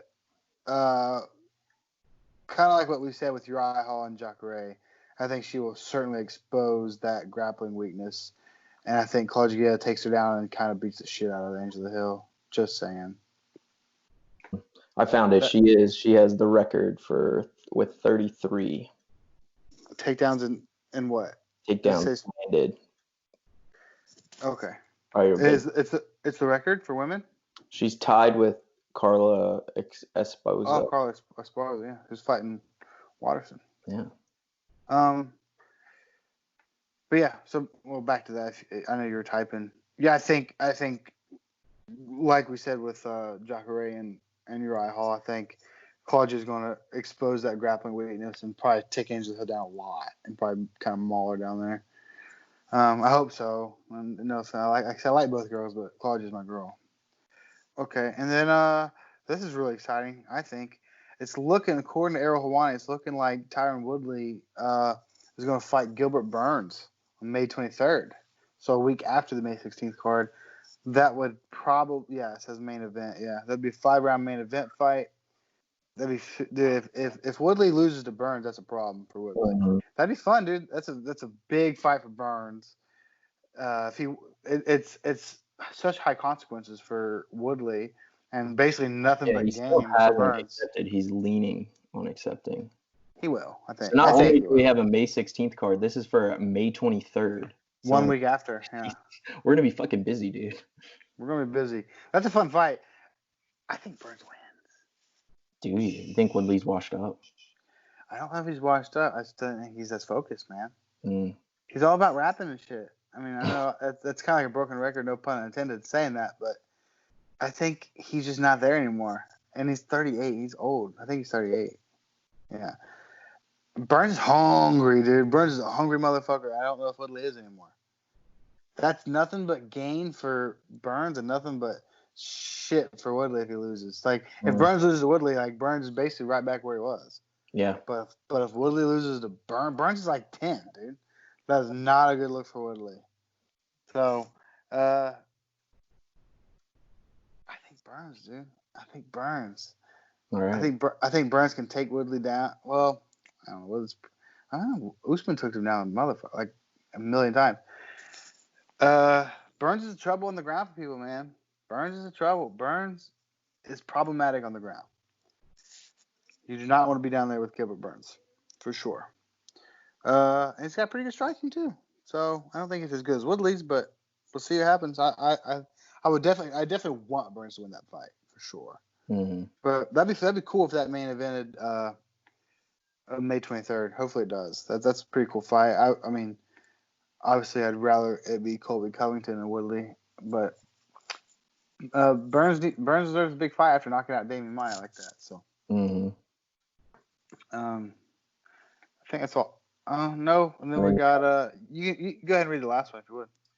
Junior Dos Santos says that he would drop to light heavyweight, to fight John Jones. I was say drop to lightweight. They gonna cut his legs off? Oh yeah. Good luck. Pretty fun fight, dude. Honestly. Dude, I like JDS a lot. He's my favorite heavyweight to use on UFC. He'd get fucked up. You think so? Dude, yeah. I don't think so. I do. I don't think so. Maybe. I think John would teach him a couple things. I think John would win. I do think John would win. But I think JDS is super. He's super well rounded. I think. Dude, how old is he now though? I don't know. Probably pretty old. I seen a picture of him on Instagram when he said this. He has a big old mustache. And he's really thin looking, dude. Really thin. That'd be fun though. I mean, I'd be okay with it. I mean, yeah, he's not that old. He's 36. Yeah, not young, but definitely old. UFC debut. Oh, bro. He's probably been fighting for a minute. I don't know. 2008. Oh, shit. 12 years in the UFC? Yeah, damn. Long time. Yeah, I like Junior Dos Santos a lot. He's he's just a super nice guy. I think it was him that was on Dancing with the Stars and shit, which is kind of cool. Just having fun. Nice guy. I don't think he'd beat John Jones, but John Jones' time is coming, Alex. It's coming. Well, I don't see it anytime soon, dude. Not in the division right now. Do you think he could possibly finish undefeated? I don't think so. His career? Yeah, I don't think so. Dude, I want him to go up to heavyweight.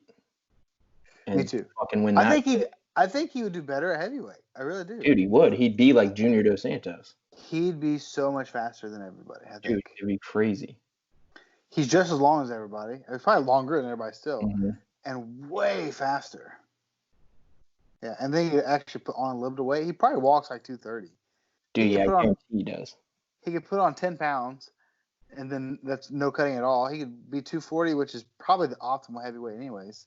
Mm-hmm. If he could 240, not as big as everyone, but if they put 10 pounds of like muscle strength, like just like yeah, and then he never has to cut weight. He can walk Mhm. around 240.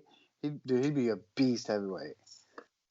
I think it's gonna come eventually, but he doesn't have to move right now. I don't know why. I think the only reason he's staying, and this might be an unpopular opinion, I think it's because his performances have been not that great, and he is really proud or really wants to prove to the fans that like he's head and toes better than everyone, or head and shoulders better than head and shoulders better than everybody. I think he wants to like dominate a couple light heavyweights and be like, point proven, let's move up. Yeah. I think if he has these razor close fights at light heavyweight, I think heavyweight will seem like an escape. Mm-hmm. Yeah, so I think he purposely is making sure that he doesn't fight what's his face? Fuck. Oh my god. Making sure he doesn't fight. He's purposely avoiding DC so that he'll never beat him. Dude, he said that. He's like, I'm a Hall of Famer no matter what happens. He's like, you have to beat me for you to become a Hall of Famer. DC? No, yeah, John Jones said that about DC. Well, that's completely untrue. DC's obviously going to be a Hall of Famer. Well, he is now because of what he did in the heavyweight division. Oh man, DC's pretty unbelievable. His record, it's pretty sensational. Has anyone beat him besides Stipe the one time and John Jones twice? Yeah, I think I meant he meant to say like considered like one of the greatest of all times. I still disagree. I think John Jones is very. I get what he's saying, but I think it's very inaccurate. I think DC is obviously one of the best of all time. But whatever. Yeah, I think if anyone's going to finish undefeated, I think it's Khabib. I don't think it's going to be John Jones. I don't think so. I think someone will. I mean, shock the world. I mean, I really don't think it'd be that shocking anymore. You think? I'm not hating on him because I know you like him. I'm not doing that at all. I'm saying his last two fights have been so close. Like, those definitely could have went either way. A lot of people still think Reyes won. So I think for him to lose a decision is not going to shock the world. Like, yeah. You know what I mean? I mean, it would be crazy, like, for, like, legacy-wise. Like, there goes, we were waiting for that loss. Here it is. But I don't think it'd be that shocking. Like, yeah, I don't think so. Like, if Khabib lost, that'd be shocking. You know what I mean? If John Jones lost at this point, I don't think it would be. Khabib's never had a close fight. John Jones has had plenty. John Jones has had plenty. Mm-hmm. So we have a listener question from Eddie at Grind Gang MMA on Instagram. Our good friend Eddie. Alex, you can go ahead and read the question. So he says, he just checked on the stats again for UFC. He's looking into Tony versus Gaethje. So Tony has not KO'd any fighter who has been in his prime and been ranked in the top 5. Not taking a piss on Cowboy and Pettis, but their train has left the station a while ago. Tony's cardio and BJJ might be his only way out against Justin, it seems, retrospectively saying. Do you guys still go to Tony anyways? Well, we did already make our picks, so that is an answer. I definitely think he could knock out Gaethje just like kind of how Poirier did. I think he could, with his cardio, just overwhelm him and make Gaethje tired, and then just with volume and with his pace and cardio, I think he could just wear Gaethje out, and where Gaethje didn't have an answer, and probably get a TKO that way. I think that's possible. Actually, to be honest, I think that's more than likely what's going to happen if Tony wins, but I did pick the sub. If I just think Gaethje might shoot. Well, he's never done it before, so maybe he won't. But I think that's honestly more than likely, Eddie. I'm going to stick by my Darce submission win, but I think more than likely he's going to wear Gaethje out in the cardio department and just overwhelm him with strikes and get a TKO stoppage if Tony does, in fact, win. I don't know what you think, Alex. Yeah, so that's an interesting stat. but this one's 5 rounds, and I just think Gaethje, he looks tired. He gets tired, and Tony doesn't. So I think like TKO, if he knocks him out, it'd be late rounds. But yeah, I think Tony gets at some point is able to choke him out or do something late in the fight. I think the cardio is what's gonna set it apart if he doesn't get caught. Yeah, all this is if Tony wins, because like we said before, I think Gaethje has a chance for an early knockout, but that's about it. But that's a very interesting point, Eddie, because I did not realize Tony had never knocked anyone out in the top 5 in their prime. That's pretty interesting. But yeah, I think he could do it, but and he might. But I'm gonna stick with I think he might be the first person to submit Gaethje. Yeah, crazy fight, exciting. Yeah, so close. Yeah, thank you, Eddie at Grind Gang MMA, our main man. Appreciate the question, brother. We'll see. We'll see on Saturday. That's all I got. If you don't have anything else, no. That's it. Hope you people like this. Yeah, I hope so. If you don't, go fuck yourself. But yeah, it was fun. It was fun breaking down the whole card. I had fun doing it anyways. And then it'll be more fun. We're gonna keep track of how many we got right, how many we got wrong, and then we can brag, and Alex can rub it in my face if he got more right than I did, and vice versa. Yeah, dude, we can claim like our win percentages. Sure, it'll be fun. We'll have fun. Dude, we were on a tear there before UFC Brazil. That kind of fucked up.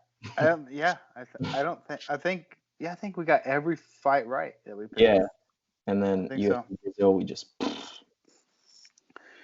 Yeah, a lot of these picks I don't feel extremely confident with, but for the most part, it's all right. It's all right. It's all right. Really excited though. It's gonna be fun. It's gonna be fun to watch. But Jesus, excuse me. Are you good? I'm good, man. Solid way to end there on your burp. Thank you. I am a burper. It's better than you don't want to hear me hiccup on here. You know my hiccup. Yeah. You know what I'm talking about? Yes. Okay. Still to this day, I get the craziest reactions when I do it. Yeah, everyone's like, "What the fuck?" Or whatever. I can't even fake it. My wife used to think I was doing it on purpose. I'm like, I literally can't do that noise. Like, I can't do that on purpose.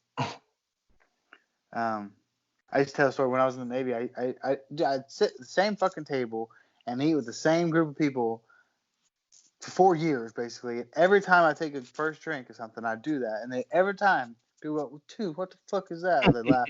I'm like, I've been doing this with you guys for years. How can I possibly still get this reaction? For those who don't know, I have a super weird high-pitched hiccup. It sounds like a pterodactyl.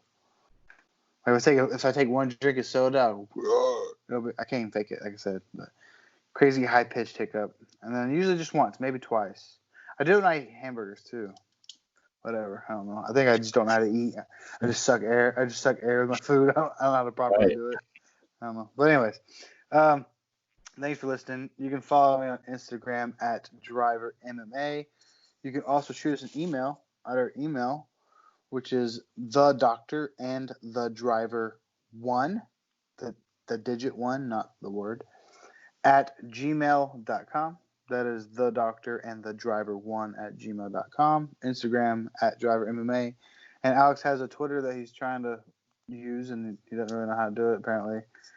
What's our Twitter, Alex? I don't even know what it is. It's Doctor and Driver. Doctor and Driver on Twitter. It'll be easy to find. There's like a follower. Alex doesn't know how to do it. Oh, it's hard. You're not even active on it. Let's be honest. I think you need to like post statuses like on the reg. All right. You know what I mean? Fine. Like post something controversial. I know. I gotta start talking shit to fighters. I'm waiting for someone to step to our boy Arnold Allen, and then I'm just gonna light him up. I don't think anyone would do that. I know, but when the day comes, you're sitting there. What does your dad always say? He who hesitates is last. Yeah. He also says kills. That's a big thing on Twitter. You gotta be first. Yeah, you sit there. All you do is post the episodes.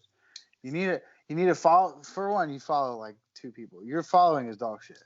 Just saying. You need to follow like Coach. 200 people.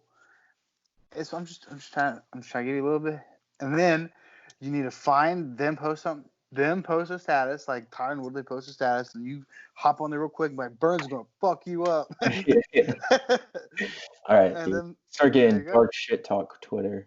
Sure, we're just commenting in general, commenting on posts, retweeting shit. I think that'll do it.